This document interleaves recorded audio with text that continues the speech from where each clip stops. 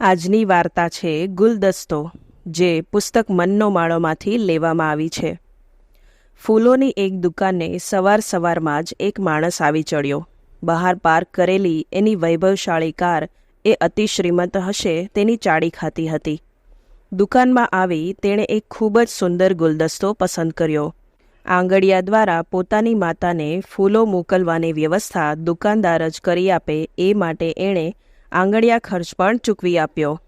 પોતે અતિ વ્યસ્ત હોવાથી ગામડે રહેતી માતાને મળવા જઈ શકે તેમ નહોતો. ઉપરાંત એ દિવસે એણે કોઈ નવા પ્રોજેક્ટ માટે કેટલાક નિષ્ણાંતોને પણ બોલાવ્યા હતા. ઘણા વખતથી પોતે માતાને મળવા નથી ગયો તે વાતનો ઉચાટ તેની દુકાનદાર સાથેની વાતો પરથી જણાઈ આવતો હતો. પણ ફુરસદ મળે તો ને. પોતાની માતાને એ જ દિવસે ફૂલો મળી જાય તેવી વ્યવસ્થા કરીને એ દુકાનમાંથી બહાર આવ્યો. બહાર આવીને એણે જોયું તો 10-11 વર્ષની એક છોકરી દુકાનના ઓટલે બેઠી બેઠી હિબકા ભરતી રડતી હતી. એ નાનકડી બાળકીને રડતી જોઈ એનાથી પૂછાઈ ગયું, શું થયું બેટા, શું કામ રડે છે? અંકલ, મારે મારી માતા માટે ગુલાબના ફૂલો ખરીદવા છે, પણ મારી પાસે પૂરા પૈસા નથી. 10 રૂપિયાના ફૂલ થાય છે, પણ મારી પાસે ફક્ત 9 રૂપિયા જ છે. મને લાગે છે કે આજે મારી માતાને ફૂલો નહીં આપી શકું. બોલતા બોલતા એ છોકરી ધ્રુસકો નાખી ગઈ.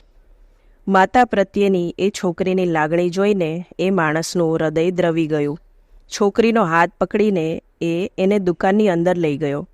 ફૂલોનો એક સરસ ગુલદસ્તો જેવો પોતે પોતાની માતાને મોકલવા પસંદ કર્યો હતો તેવો જ એણે એ છોકરીને અપાવ્યો.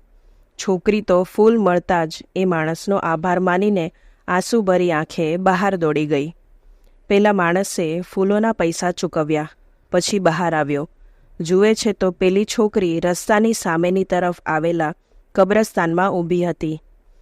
એક કબર પર ફૂલો મૂકી આંખો મીચી રડતી રડતી પ્રાર્થના કરતી હતી. એ ચૂપકી દીથી એની પાસે જઈને ઊભો રહ્યો. પ્રાર્થના કરીને છોકરીએ આંખ ખોલી. પેલા માણસને જોઈને એટલું જ બોલી, મારી માં અહીંયા સૂતી છે.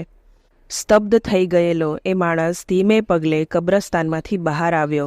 એની આંખ ટપકતી હતી, એનો એને ખ્યાલ પણ ન હતો. પોતાની કાર પાસે 2 મિનિટ ઊભો રહ્યો અને પછી એ ફૂલોની દુકાનમાં પાછું ગયો. આંગડિયા દ્વારા પોતાની માતાને ફૂલો મોકલવાનો ઓર્ડર એણે કેન્સલ કરાવ્યો. પોતે જ એ ગુલદસ્તો લઈ લીધો અને પોતાની ઓફિસમાં ફોન કરીને પોતે નહીં આવે તેવું કહ્યું. પછી પોતાની માતાને હાથોહાથ એ ફૂલો આપવા ગામડાને રસ્તે કારને દોડાવી મૂકી.